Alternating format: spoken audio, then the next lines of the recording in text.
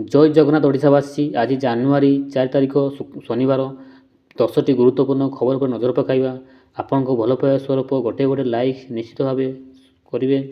ଚାଲନ୍ତୁ ଜାଣିବା ସକାଳର ଖବର ଉପରେ ନଜର ପକାଇବା। ନମ୍ବର 1, 24 ଘଣ୍ଟାରେ ଚାଷୀଙ୍କ ଆକାଉଣ୍ଟକୁ ଆସିବ କ୍ଷତିପୂରଣ ଟଙ୍କା। ରାଜ୍ୟ ସରକାରଙ୍କ ବଡ଼ ଘୋଷଣା। ଓଡ଼ିଶାର ଚାଷୀମାନଙ୍କ ପାଇଁ ଓଡ଼ିଶାର ଚାଷୀଙ୍କ ପାଇଁ ରାଜ୍ୟ ସରକାର ବଡ଼ ଘୋଷଣା କରିଛନ୍ତି। ଅଦିନିଆ ବର୍ଷା କ୍ଷତିଗ୍ରସ୍ତ ଚାଷୀ ଆକାଉଣ୍ଟକୁ ଆସିବାକୁ ଯାଉଛି ଟଙ୍କା। ତାରିଖ ମଧ୍ୟ ଏକ ପ୍ରକାର ଘୋଷଣା କରିଛନ୍ତି ସରକାର।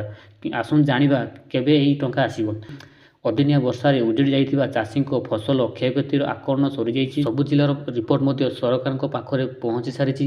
ସରକାର ଦିନେ 2 ଦିନ ଭିତରେ ଚାଷୀଙ୍କୁ କ୍ଷତିପୂରଣ ଯୋଗାଇ ଦେବେ ବୋଲି କହିଛନ୍ତି। ଏନେଇ ବଡ଼ ଘୋଷଣା କରିଛନ୍ତି ସମବାୟ ମନ୍ତ୍ରୀ ପ୍ରଦୀପ ବଳସାମନ୍ତ।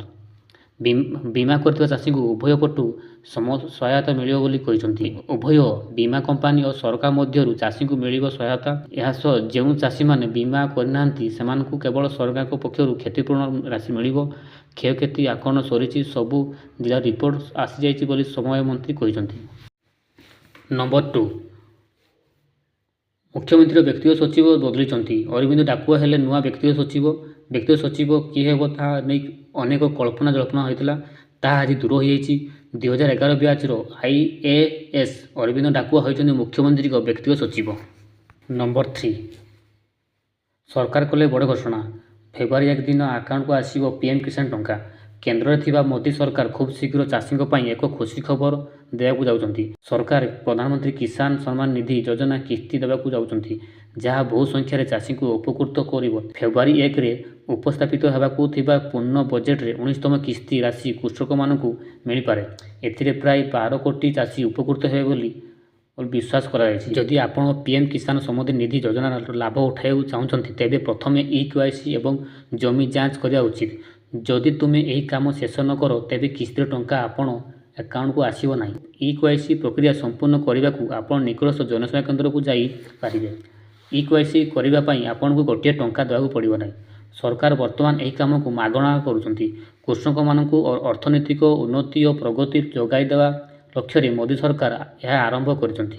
ଯଦି ଆପଣ କିସ୍ତିର ଲାଭ ପାଉନାହାନ୍ତି ତେବେ ତୁରନ୍ତ ଆପଣଙ୍କ ନାମକୁ ଏହି ଯୋଜନାରେ ପଞ୍ଜୀକୃତ କରିବାରେ ଯେଉଁଠାରେ କୌଣସି ଅସୁବିଧା ହେବ ନାହିଁ। 4, ପୁରୀରେ ହେବ ନୂଆ ବିମାନ ବନ୍ଦର। ଖୁବ୍ ଶୀଘ୍ର ପୂରଣ ହେବାକୁ ଯାଉଛି ଓଡ଼ିଶାର ନୂଆ ଆନ୍ତର୍ଜାତିକ ବିମାନ ବନ୍ଦର ସ୍ୱପ୍ନ। ମହାପ୍ରଭୁ ଶ୍ରୀ ଜଗନ୍ନାଥଙ୍କ କ୍ଷେତ୍ରରେ ପୁରୀରେ ତିଆରି ହେବାକୁ ଯାଉଥିବା ବିମାନ ବନ୍ଦରର ଖୁବ୍ ଶୀଘ୍ର ନୀତିଗତ ମଞ୍ଜୁରୀ ମିଳିବ। କେନ୍ଦ୍ର ସରକାର ଦେଶରେ 3ଟି ନୂଆ ବିମାନ ବନ୍ଦର କାର୍ଯ୍ୟ ଆଗକୁ ବଢ଼ାଇବା ଲାଗି ସବୁଜ ସଂକେତ ଦେବା ଉପରେ ବିଚାର କରିଛନ୍ତି। ସେଥିରେ ପୁରୀ ବିମାନ ବନ୍ଦର ନାମ ରହିଛି। ପ୍ରତିରକ୍ଷା ଓ ପରିବେଶ ମଞ୍ଜୁରୀ ମିଳୁନଥିବାରୁ ବିମାନ ବନ୍ଦର କାର୍ଯ୍ୟ ବିଳମ୍ବ ହେଉଛି। ତେବେ ବର୍ତ୍ତମାନ ବେସାମରିକ ବିମାନ ଚଳାଚଳ, ଗୃହ ଓ ପ୍ରତିରକ୍ଷା ମନ୍ତ୍ରାଳୟ ଏବଂ IMD ମଧ୍ୟ ବିଚାରରେ ଜାରି ରହିଥିବାରୁ ପୁରୀ ବିମାନ ବନ୍ଦରକୁ କାମ ଆରମ୍ଭ କରିବା ଲାଗି ଶୀଘ୍ର ମଞ୍ଜୁରୀ ମିଳିବ ବୋଲି ଆଶା କରାଯାଉଛି। ନମ୍ବର 5, ବୁଲାଗୋରୁକୁ ଯତ୍ନ ନେଲେ ସରକାର ଦେବେ 20,000। ବୁଲାଗୋରୁ ଯତ୍ନ ନେବା ପାଇଁ ନୂଆ ଯୋଜନା ଆଣିଛନ୍ତି ରାଜ୍ୟ ସରକାର। ଏମାନଙ୍କ ଯତ୍ନ ନେଲେ ବାର୍ଷିକ 20,000 ସହାୟତା ଦେବେ। ଏହା ସହିତ ଗୋଶାଳ ନିର୍ମାଣ କରିବା ପାଇଁ ମଧ୍ୟ 12 ଲକ୍ଷ ମିଳିବ। ଏନେଇ ସୂଚନା ଦେଇଛନ୍ତି ପଶୁ ସମ୍ପଦ ମନ୍ତ୍ରୀ ଗୋକୁଳାନନ୍ଦ ମଲ୍ଲିକ। ଭୁବନେଶ୍ୱରରେ ସମେତ ଅନେକ ପୌରାଞ୍ଚଳ ଗୋରୁମୁକ୍ତ କରିବା ପାଇଁ ଲକ୍ଷ୍ୟ ରଖାଯାଇଛି। ବାହାରେ ବୁଲୁଥିବା ଗାଈକୁ ଉଦ୍ଧାର କରାଯାଇ ଗୋଶାଳାରେ ଆଣି ରଖାଯିବ। ମନ୍ତ୍ରୀ କହିଛନ୍ତି ରାଜଧାନୀକୁ ଗାଈଗୋରୁ ମୁକ୍ତ କରିବା ପାଇଁ କୋଟି କୋଟି ଟଙ୍କା ଖର୍ଚ୍ଚ ହେଉଛି, ତଥାପି ମାଳ ମାଳ ଗାଈ ଗୋରୁ ରାସ୍ତାରେ ବୁଲୁଛନ୍ତି। ନମ୍ବର 6, ରାଜ୍ୟରେ ଶୀତ ପ୍ରକୋପ। ରାଜ୍ୟରେ ପ୍ରବଳ ଶୀତ। ନୂଆବର୍ଷରୁ ରାଜ୍ୟରେ ଶୀତ ପ୍ରକୋପ ଜାରି ରହିଛି।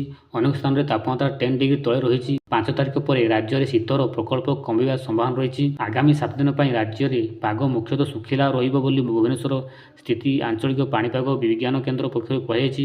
ଆଜି ରାତି ଓ ଆସନ୍ତାକାଲି ସକାଳେ ସୁନ୍ଦରଗଡ଼, ଝାରସୁଗୁଡ଼ା, କନ୍ଧମାଳ ଓ କୋରାପୁଟ ଜିଲ୍ଲା ଗୋଟିଏ ବା 2ଟି ସ୍ଥାନରେ ଘନ କୁହୁଡ଼ି ହେବାର ସମ୍ଭାବନା ଥିବା ବେଳେ ୟେଲୋ ୱାର୍ଣ୍ଣିଂ ଜାରି କରାଯାଇଛି। ନମ୍ବର 7, ମୁଖ୍ୟମନ୍ତ୍ରୀଙ୍କ ବଡ଼ ଘୋଷଣା। କ୍ଷତିଗ୍ରସ୍ତ ଚାଷୀଙ୍କୁ ମିଳିବ ସହାୟତା।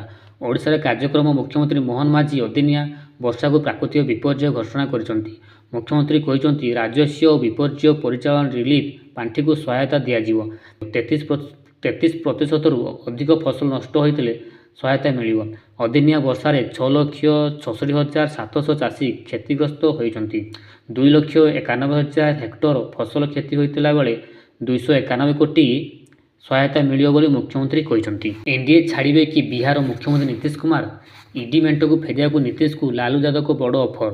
ସରଗରମ ହେଲାଣି ବିହାର ରାଜନୀତି। ବିହାରର ମୁଖ୍ୟମନ୍ତ୍ରୀ ଏନ୍ଡିଏ ଛାଡ଼ୁଥିବା ଖବର ଚର୍ଚ୍ଚା ଭିତରେ ନୀତିଶଙ୍କୁ ବଡ଼ ଅଫର ଦେଇଛନ୍ତି ଆର୍ଜେଡି ସୁପ୍ରିମୋ ଲାଲୁ ପ୍ରସାଦ ଯାଦବ।